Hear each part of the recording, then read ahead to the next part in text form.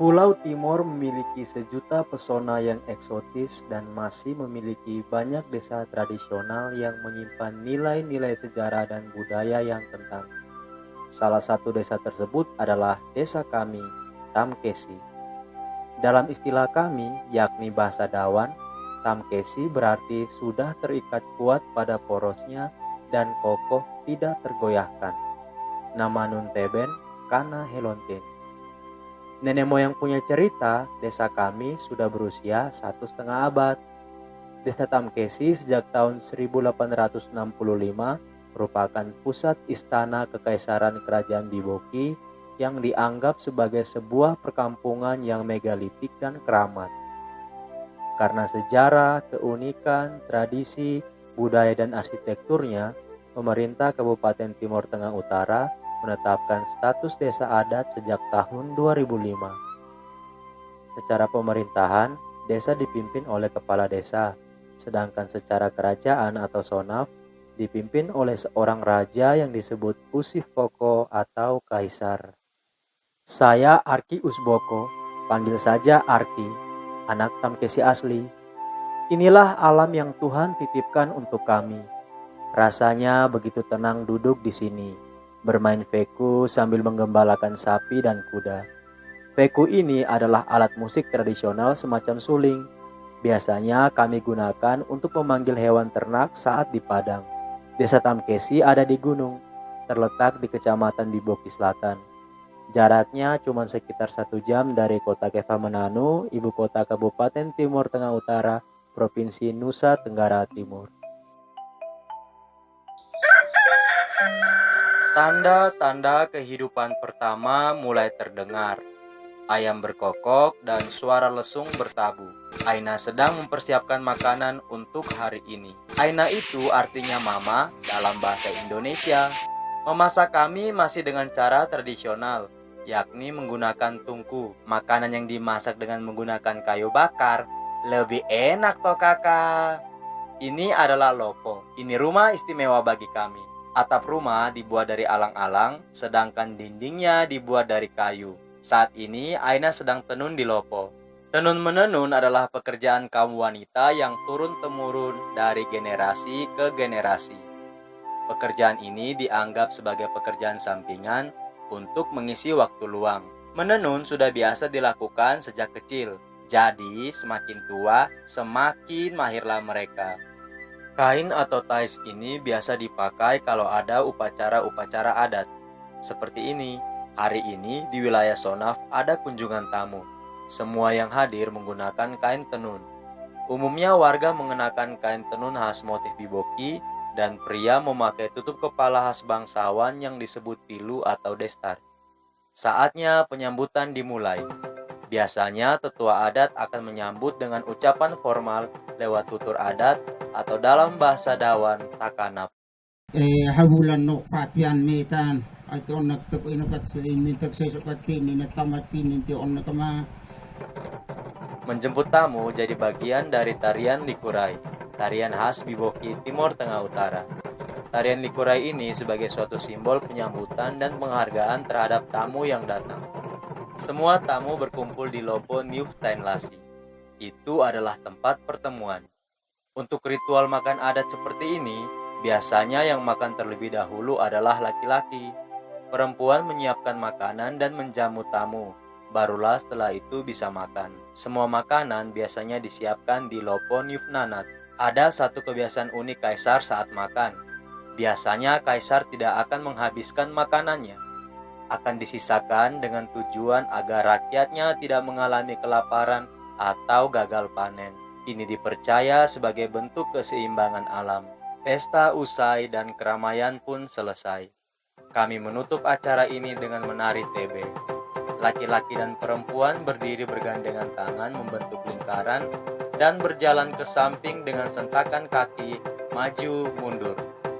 Saya sangat suka kalau ada pesta, karena kami bisa berkumpul dan bersenang-senang. Mulai dari anak-anak sampai orang dewasa, semua punya tawa bahagia. Malam ini di rumah kepala desa, Mama Rosa melatih anak-anak ini nyanyian dan tarian tradisional. Cara kami mempertahankan budaya leluhur ya seperti ini, belajar budaya yang sudah diwariskan.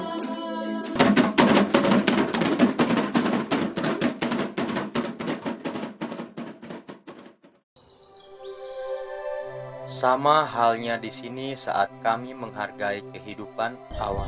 Kenduri seperti ini adalah satu cara adat untuk mengenang leluhur yang telah meninggal dunia. Kenduri kali ini kami mengenang arwah Beli Sikone dan Petrus Agung. Semua anak cucu dari leluhur wajib mengambil bagian dalam acara ini. Hewan yang dikorbankan dalam acara ini adalah babi atau sapi. Yang punya babi boleh bawa babi. Yang punya sapi boleh bawa sapi. Kenduri biasanya dilakukan selama 3 hari. Ini adalah tradisi hari ketiga. Hewan yang sudah jadi persembahan untuk nenek moyang, dagingnya dimasak untuk kasih makan satu desa. Yang bertugas memotong-motong daging adalah laki-laki dan aina-aina memasak. Hasil makanan kami nikmati bersama-sama di tenda keluarga atau bisa juga dibawa pulang tamu. Orang tua yang dipercaya untuk menyiapkan makanan bagi leluhur sedang bekerja di dapur. Hantaran kali ini adalah 2 bakul dengan isian di dalam adalah nasi, daging, peralatan makan, dan kain tenun.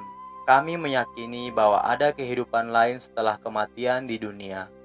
Orang-orang yang telah meninggal teristimewa Bi-Nai, arwah para leluhur, menjadi pelindung bagi keluarganya yang masih hidup di dunia. Hantaran ini adalah bekal untuk leluhur di sana. Semua hantaran dibawa ke kuburan. Penting maknanya bagi kami. Inilah salah satu cara kami berkomunikasi dengan leluhur.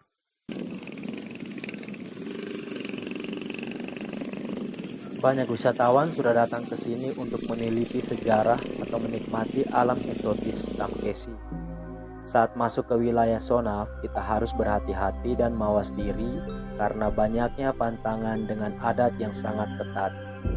Ya, disebut keramat karena menyimpan benda-benda pusaka peninggalan leluhur di dalamnya yang tidak sembarang dilihat kecuali oleh keturunan raja saja. Selain itu, kami percaya jika tempat pemali menyimpan semua kekuatan yang berhubungan dengan Wisneno dan Wispa, Tuhan langit dan Tuhan bumi. Jika kita melanggarnya akan mendatangkan celaka atau bahaya. Saat di Sonaf, kalau kita melanggar pantangan, maka kita harus segera melapor ke kaisar agar kita mendapat silih atas kesalahan kita. Nah, kalau itu altar yang digunakan oleh raja untuk mengadakan ritual bagi kepentingan masyarakat di Boki. Di tempat ini raja meminta manikin ma oetenen yang berarti kesejukan dan kedinginan, atau makna realisnya ialah demi memperoleh kesehatan dan kemakmuran bagi semua orang dan tanah di Boki. Masyarakat di desa adat Tamkesi menghayati kebudayaan dalam kehidupannya lewat tindakan menjalankan adat-adat atau nilai-nilai yang kami anut dan junjung tinggi. Misalnya ketaatan kepada raja, memberi upeti kepada raja, mengikuti kegiatan upacara adat di desa Tamkesi, dan hidup harmoni dengan alam melalui ritual yang dilandasi oleh apa yang kami yakini dan kami hayati.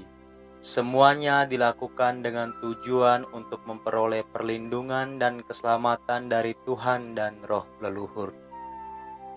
Dengan demikian, kebudayaan bagi kami adalah sesuatu yang penting yang harus selalu kami tumbuhkan dalam kehidupan ini. Semoga Tamkesi terus dilimpahi alam yang subur, alam yang telah menjadikan kami makmur, yang baik kami pertahankan dari para pendahulu kami, para pendahulu yang telah mewariskan sikap ramah dan terbuka. Kawan, aim on Tamkesi. Mari datang ke Tamkesi, desa yang selalu membuat saya betah, desa yang warganya selalu ramah. Saya bangga jadi orang Tamkesi. Ini cerita budaya desaku, desa adat Tamkesi.